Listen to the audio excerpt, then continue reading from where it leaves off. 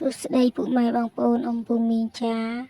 វិលមកជួបគ្នាសារជាថ្មីម្ដងទៀតហើយជាមួយនឹងដំរីឆ្នោតវៀតណាមប្រចាំថ្ងៃ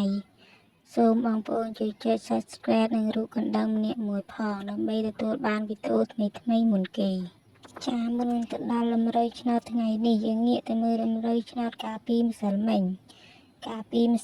ម៉ោង 1:30 នាទីដំរីឆ្នោតរបស់យើងអត់ចូលចំទេបងប្អូនចូលគុណដំរីលេខត្រេងយើងដាក់13វាចេញ31ប៉ុស្តិ៍ដេបងប្អូនណាបានចាក់គុណខ្លះបងប្អូនចំណែកលេខធំក៏យើងអត់ចូលដែរម្សិលមិញយើងទៅមើលម៉ោង 4:30 នាទីម្ដងម៉ោង 4:30 នាទីដំរីឆ្នោតរបស់យើងចូលចំលេខអូយើងអូខ្ទង់7វាចេញ78ប៉ុស្តិ៍ B និង74ប៉ុស្តិ៍ D ចំណែកលេខត្រេងយើងត្រេងលេខ54វាចេញចំប៉ុស្តិ៍ C ចំណែកលេខធំយើងបានចូលទេបងប្អូនយើងងាកទៅមើលម៉ោង 6:30 នាទីម្ដងចាម៉ោង 6:30 នាទីយើងចូលចំលេខត្រេងមួយគ្រាប់ខ្សែកត់ចូលចំប៉ុស្តិ៍ A ចំណែកប៉ុស្តិ៍ D ខាងក្រៅបងប្អូនណាចូលគុណ04លេខធំយើងអត់មានចូលទេកាលពីម្សិលមិញយើងងាកទៅមើលដំរីឆ្នោតថ្ងៃនេះម្ដងថ្ងៃទី25ខែ10ឆ្នាំ2025យើងមាន3ម៉ោងមានម៉ោង 1:30 នាទីម៉ោង 4:30 នាទីនិងម៉ោង 6:30 នាទីនិងមាន4ប៉ុស្តិ៍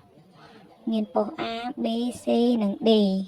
យើងមានលេខតូចអូខ្ទង់ថ្ងៃនេះយើងអូខ្ទង់30និងមានលេខត្រេង4គ្រាប់ទី1យើងមានលេខ77គ្រាប់ទី2យើងមានលេខ49គ្រាប់ទី3យើងមានលេខ8គត់និងគ្រាប់ទី4យើងមានលេខ27ចាលេខធំថ្ងៃនេះយើងមានលេខ947គុណបញ្ជាក់លេខតូចថ្ងៃនេះយើងមានអូខ្ទង់30លេខត្រេង4គ្រាប់ទី1យើងមានលេខ77គ្រាប់ទី2យើងមានលេខ49គ្រាប់ទី3យើងមានលេខ8គត់និងគ្រាប់ទី4យើងមានលេខ